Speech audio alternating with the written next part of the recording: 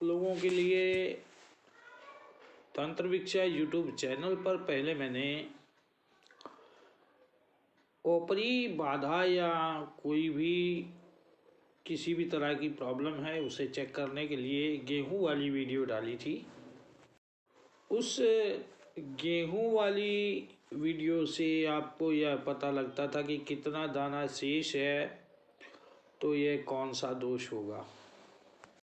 आज की इस वीडियो में मैं ये बताऊंगा कितना दाना शेष है, कौन सा दोष है और उसका आप निवारण कैसे करोगे। हालांकि अलग अलग चैनलों पर अपने हिसाब से लोगों ने उसके बाद में वीडियो डालना चालू कर दिया। किसी ने अपने अनुभव से कैसे कहा, किसी ने कैसे कहा, लेकिन हम पहले ही तरीके से जैसा मैंने आपको पहले बताया था उसी तरीके से हम लोग निराकरण करेंगे या उपाय बताएंगे जिससे कि आपको कोई असुविधा ना हो।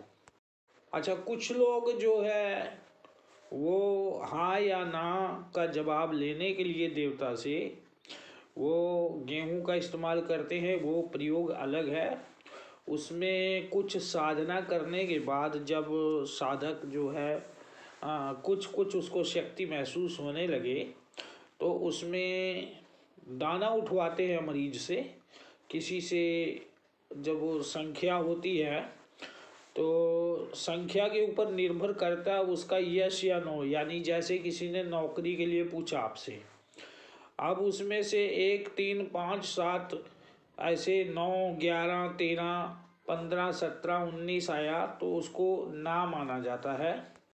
और 2, 4, 6, 8, 10, 12, 14, 16, 18, 20 इस प्रकार से यदि गेहूं आपके पास आते हैं तो उसको यस माना जाता है।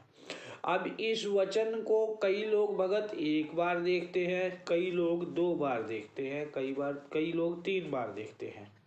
तो 3 वचन लेना इसमें ज़्यादा उत्तम माना जाता है।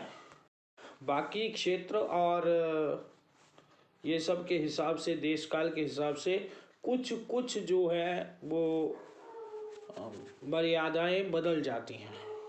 बची हुई गेहूं के हिसाब से यदि जो आपने गेहूं देखी है उसके हिसाब से यदि 1 बचता है तो प्रेत का दोष है। प्रेत का निवारण आप सभी जानते हो।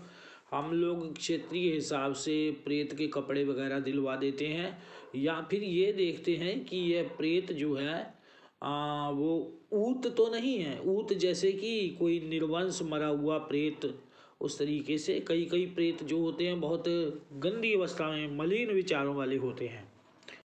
2 या 3 बचे तो हम लोग देवी का दोष मानते हैं और देवी के प्रति जो कुछ भूला होता है आदमी या यात्रा छूटी होती है, आपका संकल्प रहा होता है तो उसके लिए बोलते हैं कि वो यात्रा पूरी करो या भगवती आदि शक्ति महामाया के यहाँ नारियल इत्यादि या भोग वगैरह दिला देते हैं।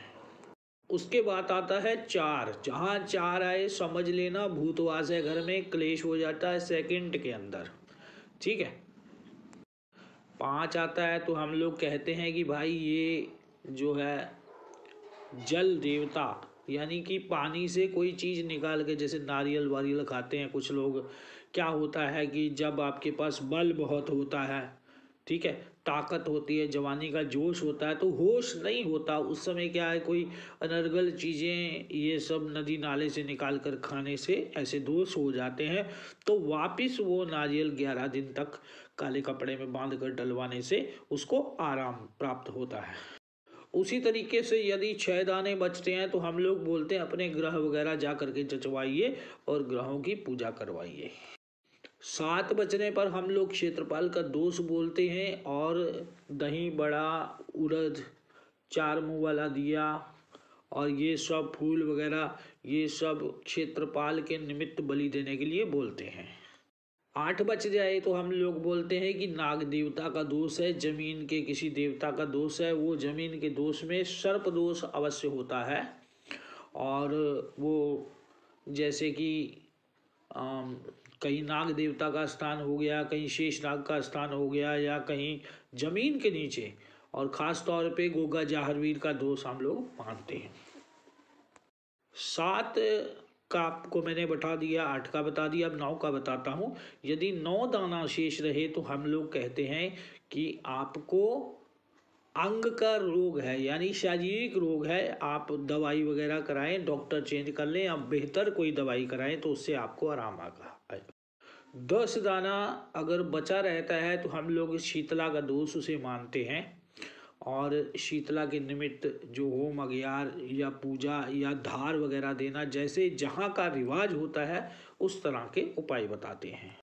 अगर 11 बच जाए तो समझ लेना कि ये जिसका आप गेहूं देख रहे हो 11 बच जाए तो मलीन प्रेत का दोष है, और ये बहुत कष्टदायी होता है। इससे परिवारों के परिवार उजड़ जाते हैं। उसके लिए हम लोग बोलते हैं कि आप किसी तीर्थ पर जाएं और अपने इस प्रेत को बिठवा दें, ठीक है। और नहीं तो उसको फिर तंत्र क्रिया के द्वारा उसको डांड मारा जाता है। यही इसका इलाज है, और कोई इलाज नहीं है। अगर 12 भी बच जाता है, 12 दाना शेष रहता है आपकी गिनती के बाद, तो हम लोग उसको शीतला का ही महामाया का दोष मानते हैं, और उसके लिए चौडगरे में, चौराहे में सब सामान वगैरह रखवाते हैं, जिससे कि मरीज को आराम आता है। बाकी यह सब बातें जो मैं आपको बता रहा हूँ कि गेहूँ कितना बचे, कितना इलाज, क्योंकि ये मुझे बहुत सारे लोगों की जो है वो फ़ोन कॉल्स आई, इसलिए मैं आपको बता रहा हूँ। देखिए, मोटा मोटा मैं बता सकता हूँ यहाँ पर, लेकिन जब किसी का केस बिगड़ता है तो इस तरीके से बिगड़ता है कि वो जल्दी जल्दी ठीक नहीं हो पाता। बीच के रहस्य और उपाय मैंने आपको बता दिए, जो कि प्राथमिक उपाय हैं। बहुत ज़्यादा केस बढ़ जाने पर आप किसी जानकार आदमी से संपर्क करें।